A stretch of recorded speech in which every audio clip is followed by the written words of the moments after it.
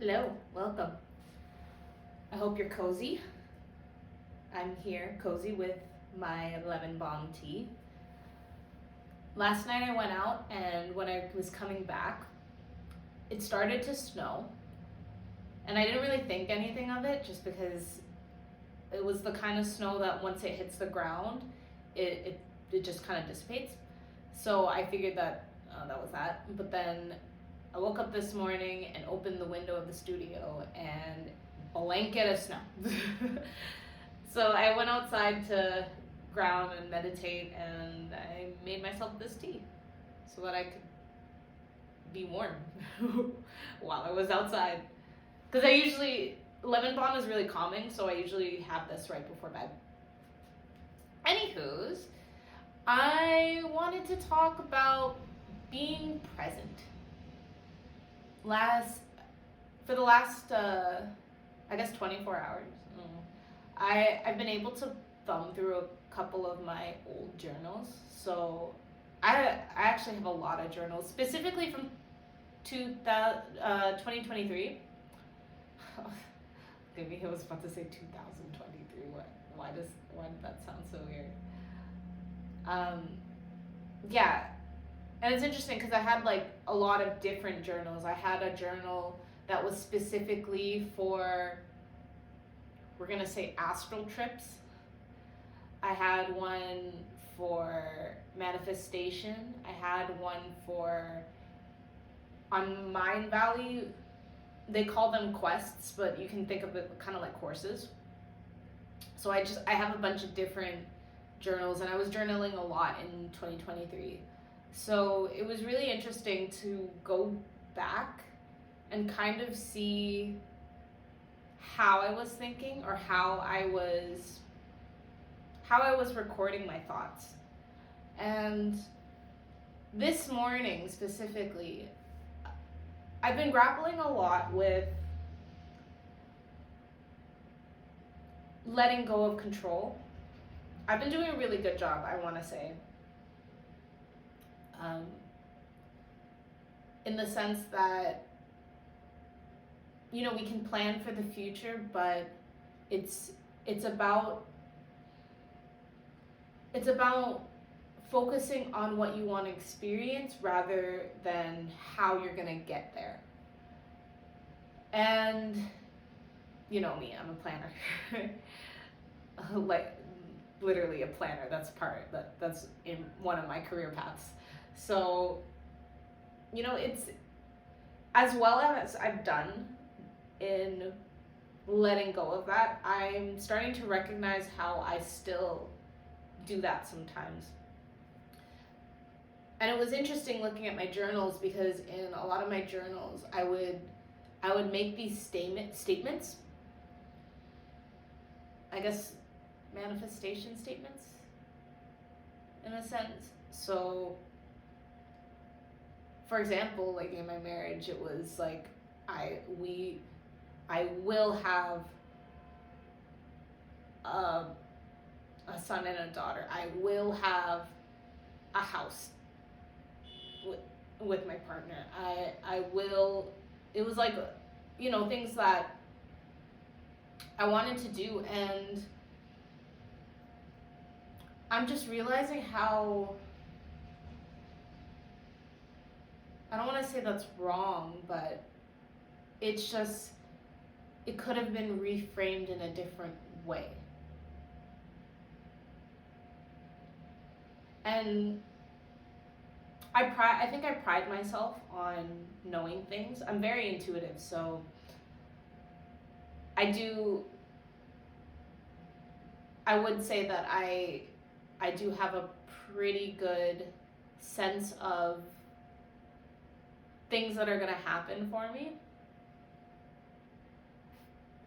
And there's nothing wrong with predicting. I think it's just some things, when you hold on too tight to an outcome,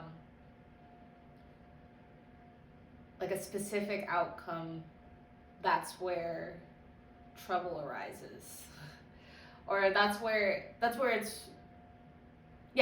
trouble arises. And it's because it sets you up for disappointment, because a lot of the times we can't control the outcome, or we get a version of the outcome that we weren't expecting, or the way that the outcome comes is different or delayed. And that's why it's better to focus on what we want to experience, and then just kind of moving through life in a way where, as the opportunity to get closer to that arises, you just notice and take it, and you have to be present for that. But if you're always stuck in the future and how things are going to end up in the future, then you miss out. You miss out on the present moment. So, for example, this weekend, I don't know, I can feel something shifting. And at the beginning of this weekend, I had wrote down bets for myself. So what I bet would happen. And there was a point where I did think about it, and I was like, was it wrong to do that? And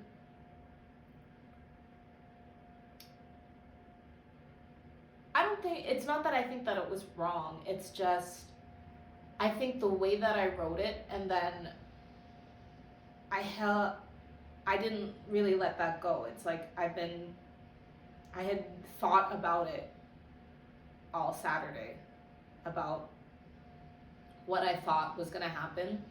And I caught myself a lot, because what I used to do is I used to spiral and, think like too in detail about what was going to happen, and then what I would do, and basically just living in the future. And this time I did a much better job of catching myself, but I do feel like, to a degree, because I had spent some time thinking about what I thought was going to happen, it didn't happen. Or at least it hasn't happened yet. So yeah, but also I think the way that I framed it was very much, it was limiting.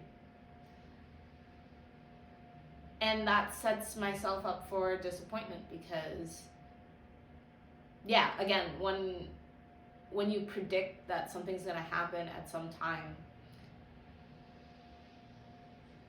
you're not really allowing room for the universe to bring it in a way that could surprise you. And I think I'm learning that I want the universe to surprise me. And that's not to say that I'm never going to plan for anything, or anytime I desire something, I'm going to shut that down. But it's like letting go of the timing, for one. Even if I feel like it's going to happen soon, rather than to focus on the fact that it's coming, what I should be focusing on is appreciating what is right now. So this morning, I was looking around at the studio. I stay at the studio about 5 days a week at the moment. I do think something that is going to shift for me very soon is my living situation. And I'm recognizing that, because now that we're starting to actually do the sessions and the promo is going on, it just doesn't seem very feasible for me to be staying here. The futon that I sleep on takes up a lot of space, so it makes sense to move that out or move that somewhere else. And I'm gonna have to, just like bringing my stuff in and out, it's been tiring anyways, it's been taxing. So it's been feeling like that's something that's needing to change. But rather than focusing on what it's gonna be like to get my next place, this morning what I did was I just looked around and appreciated the fact that I'm here and that this space has held me for 9 years, even though there were gaps of time where I wasn't really here. It's like recognizing how much this place has evolved, and you know, there's artwork on the walls, and I don't take enough time to appreciate the artwork that I've put up to inspire myself. And even this setup, like this setup is beautiful, and it's almost as if I take it for granted that it's here. I've been thinking about it like, oh yeah, this is for other people to enjoy, but I get to enjoy this too. And regardless of the living situation thing, even if I end up staying here for another 6 months or whatever, there's gonna be a point where the holidays are done and I'm gonna put these things away. So yeah, just having appreciation and gratitude for where I'm at right now, and thinking about that as myself, as a person.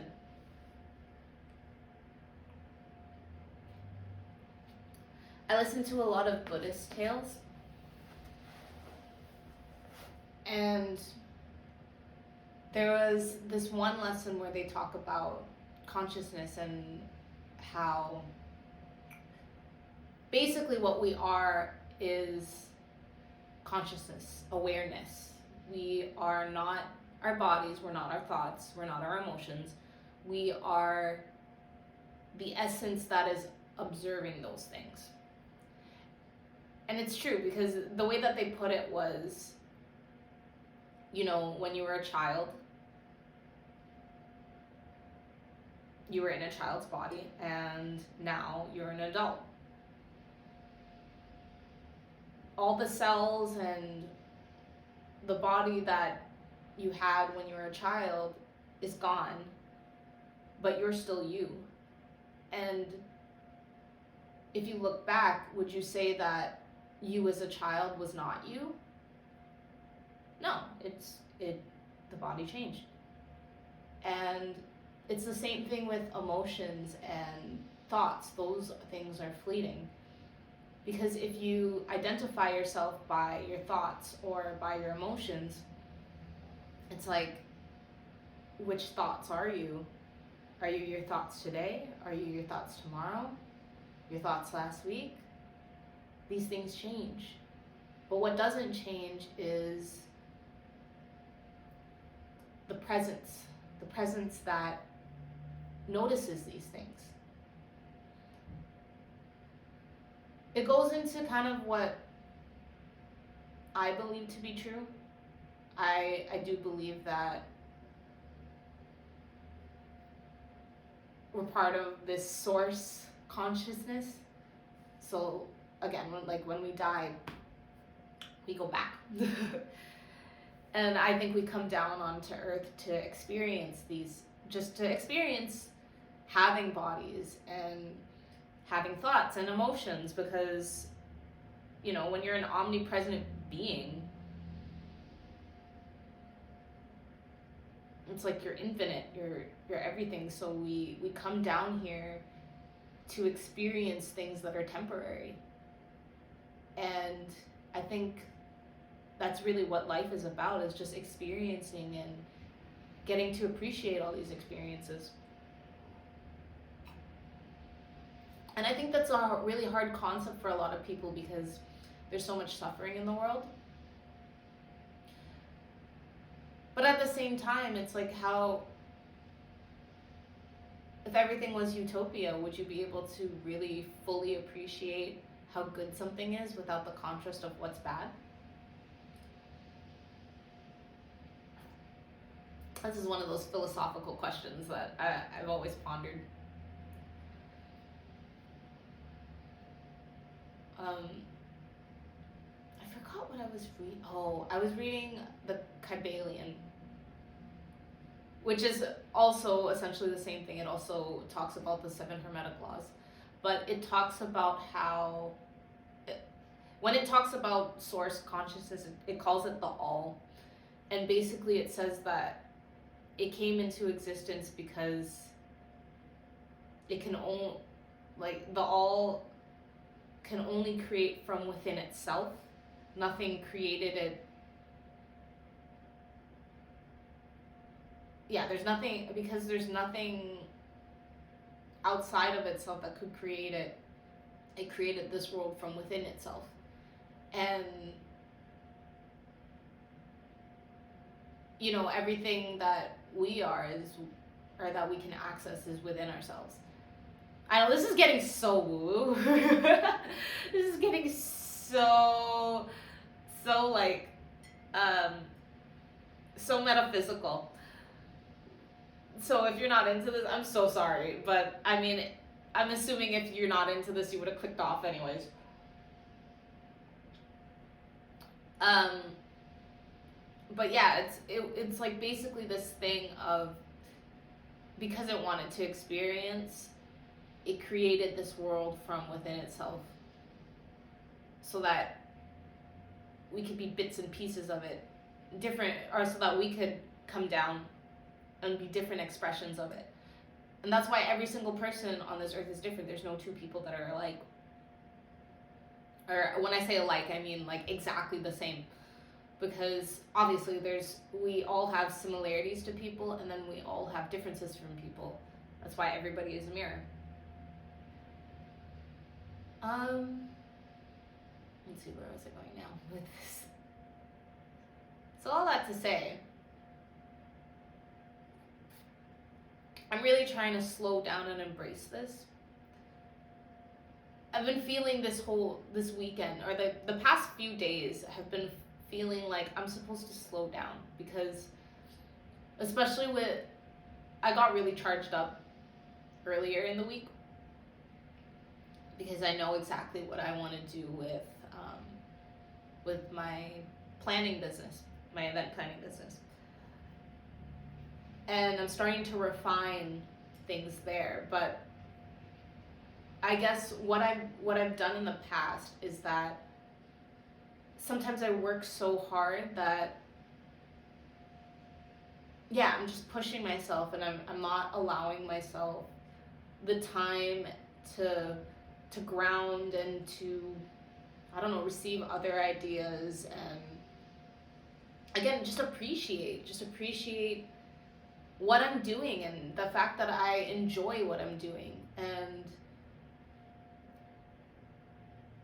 that's necessary, you know? Because if you're just working, especially if you're working with the meat, or to work to the means of a goal, which is typically money, you're not enjoying the journey. And the whole reason why we're here is to enjoy this experience of life and the experience of the journey.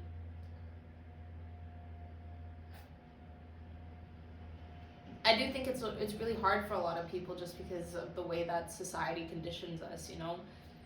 We're made to see all the negative things, and it's so hard, I think, to really appreciate things when you're just looking at how negative everything can be. But at the end of the day, you're breathing, you know, you woke up. These things are so simple, but they're so simple that we overlook them. Yeah. And I'm doing my best not to overlook these little things anymore, to just notice little things. I remember when I was still working at my day job, I started to get into the habit of slowing down while I washed my hands.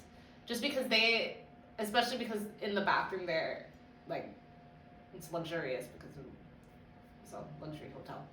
So, and they have really nice soap. So I would turn on the water to like just the right temperature, and I just slowly wash my hands, and I just feel how the soap suds, and then I'd feel as the warm water would wash it off. And yeah, there's something so beautiful about when you slow down and really take in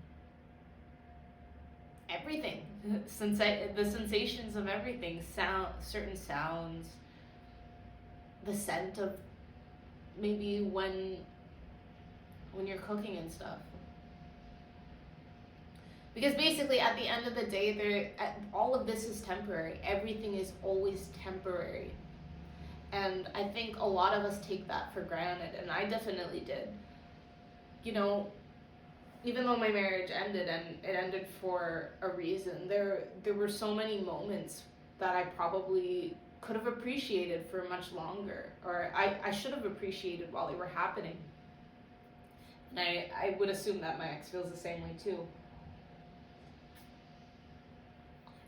And with my daughter right now, I'm really trying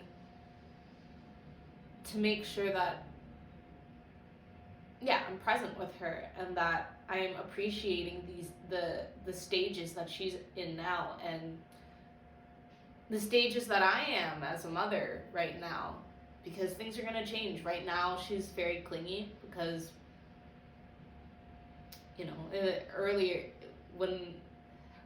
on, they favor the mothers. And then also because I'm not with her the whole week, so the time she gets with me isn't, I think she clings to me because she knows that, you know, there's times where I'm not there. And I think a lot of people can see this as being annoying, or, you know, want to rush them out of feeling this way. But I know that in about 10 years, she's gonna call me a bitch for telling her to come home before 10 or something, you know? So it's like, I have to appreciate where we're at now. Because even looking back, like, when she was really, really small, I think I did do my best to be present in those times too. But all those changes happened so fast. She's almost 2. It's just a testament to how quickly everything can change, you know? And the more that we ground ourselves in the moment and just appreciate where we're at now, then as we transition to new things and new experiences, then we don't have to look back and feel like we regret anything, because we were there, we were present, we enjoyed it. Yeah, so I think that's the gist of what I wanted to say. Be present. Enjoy what you have right now. Because at the end of the day, everything ends. The only thing that you have, not forever. Actually, yeah, kind of. No, not forever, because when your physical body dies, you go back to consciousness, to source consciousness. Unless you want to think about it like past lives or something, and then you continue.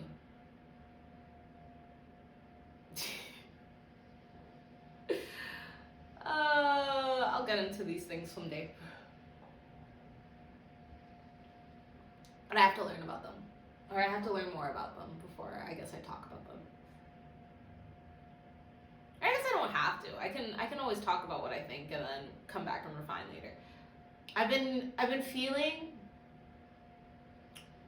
I have this sense that